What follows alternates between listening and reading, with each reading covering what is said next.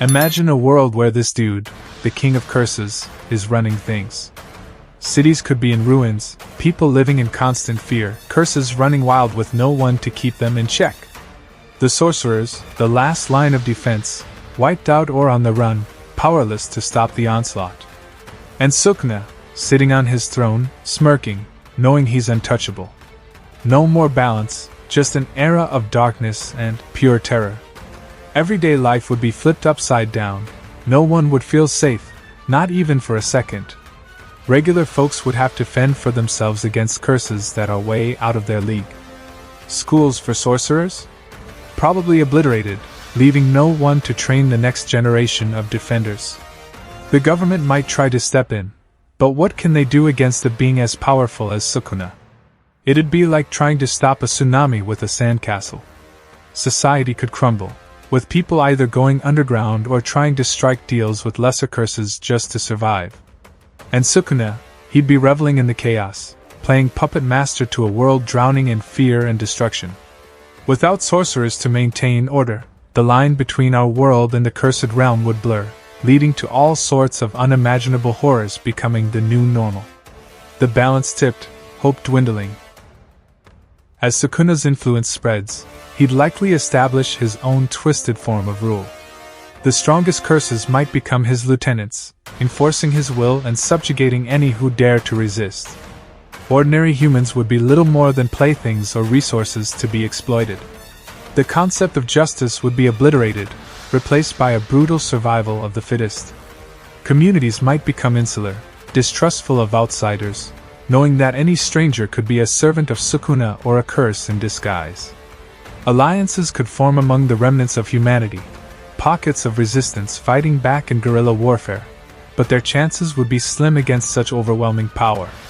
Meanwhile, the natural world would suffer too. Curses corrupting the environment, making certain areas uninhabitable. Forests twisted into grotesque forms, rivers running with toxic miasma, and the skies often darkened by unnatural storms. The very essence of the planet would be tainted, a reflection of Sukuna's malevolent reign. In this dystopia, the strong preying on the weak would be the law of the land. Food and resources would be scarce, controlled by Sukuna's minions, with people forced into servitude or left to starve. Even those who managed to carve out a living would do so in constant fear, knowing that any semblance of peace could be shattered at Sukuna's whim. But even in such darkness, whispers of hope might persist. Legends of powerful artifacts or forgotten sorcerer techniques that could turn the tide, hidden in ancient texts or guarded by the last remaining elders. Tales of a hero rising from the ashes, someone capable of rallying the remnants of the sorcerers and humanity to mount a final stand against Sukuna. These stories, however faint, would keep the spark of resistance alive, a reminder that no matter how powerful the darkness, the light can still find a way to shine through. Despite the overwhelming despair, the human spirit's resilience might refuse to be extinguished. In the shadows, underground networks could emerge, working to protect survivors, gather intel, and plan covert strikes against Sukuna's forces.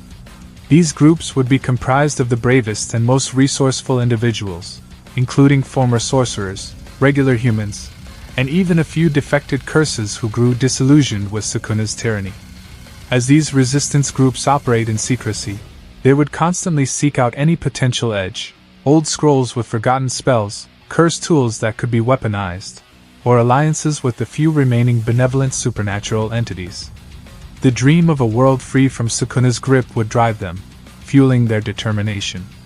Children in this new world would grow up fast, trained in survival and the rudiments of sorcery from a young age. They would hear stories of the days before Sukuna's reign, tales passed down with a mixture of nostalgia and sorrow. These stories would serve as a reminder of what they fight for, a world where laughter, love, and peace can once again flourish.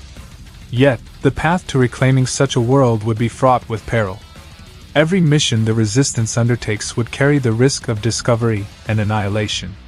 Trust would be a rare commodity, as spies and traitors might lurk everywhere, seeking favor with Sukuna. And Sukuna himself, ever the strategist, would not be blind to the threat of rebellion. His countermeasures would be ruthless, seeking to crush hope wherever it sparks. Amidst this backdrop, a figure might rise, someone with a unique blend of power, wisdom, and charisma. This individual could become a beacon for the fractured resistance, uniting disparate factions under a common banner. They might possess knowledge or abilities that tip the balance, perhaps even a connection to Sukuna's past that holds the key to his defeat. The journey to overthrow Sukuna would be long and arduous, a saga filled with betrayal, sacrifice, and moments of unexpected triumph.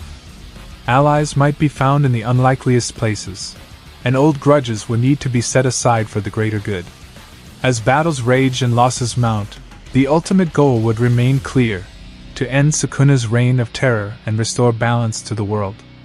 In the climactic moments, as the resistance mounts its final offensive, the outcome would hinge not just on strength and strategy, but on the indomitable will of those who refuse to give up. The clash between Sukuna and the forces of hope would be epic, a testament to the enduring struggle between darkness and light. And if the resistance prevails, the world would emerge scarred but resilient, ready to rebuild and ensure that such a nightmare can never take hold again. As the final offensive against Sukuna begins, every member of the resistance would be acutely aware of the stakes. This was it, their last, desperate bid to reclaim their world. The leaders of the resistance, including the newly risen hero, would carefully plan their approach, knowing that any misstep could lead to total annihilation. They would have gathered every bit of intelligence, every fragment of ancient knowledge, and every ounce of courage for this moment. The battle would likely start with coordinated strikes against Sukuna's key strongholds, aiming to weaken his defenses and draw his forces away from his central seat of power. The resistance would use guerrilla tactics, exploiting their intimate knowledge of the terrain and their enemies' weaknesses. Skirmishes would erupt across the land, each victory and loss reverberating through the hearts of the fighters. In the midst of this chaos, the hero would spearhead a daring infiltration mission aimed directly at Sukuna. Accompanied by a hand-picked team of the most skilled and trusted allies, they would venture deep into enemy territory, facing unimaginable dangers. Each step closer to Sukuna would bring them face to face with nightmarish curses and perilous traps, designed to break their spirit and resolve. Concurrently, battles would rage across the land. In cities, forests, and mountains, resistance fighters would clash with Sukuna's minions, fighting not just for survival, but for a future free from darkness. The Sorcerers, using every bit of their waning strength, would unleash spells of incredible power, knowing that each incantation could be their last. Ordinary people, too, would rise up, driven by the hope of a brighter tomorrow, wielding whatever weapons they could find or craft.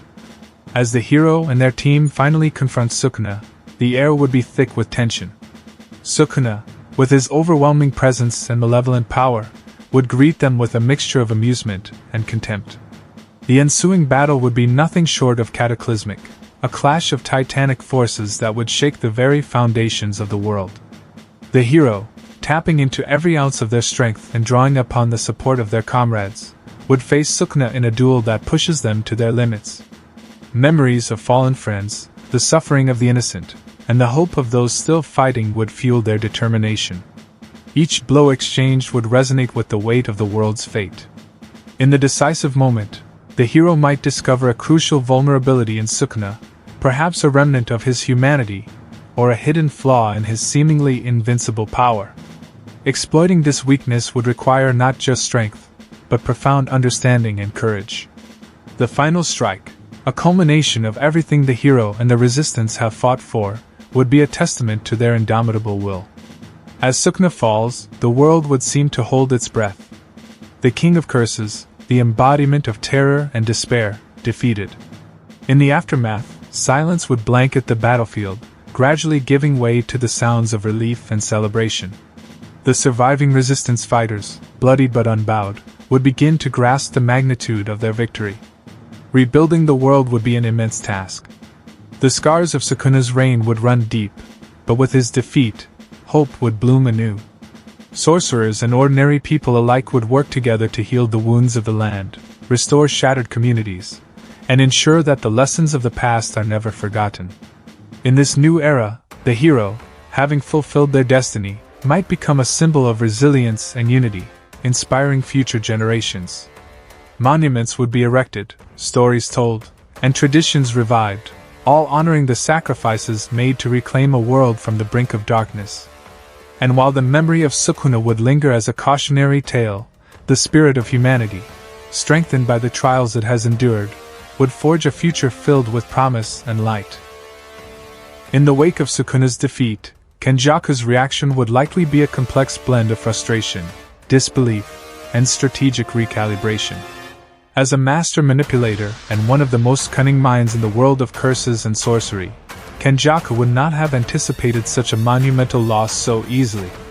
His plans, many of which relied on the chaos and fear spread by Sukuna, would be thrown into disarray. Initially, Kenjaku might retreat into the shadows, avoiding immediate confrontation while he assesses the new power dynamics.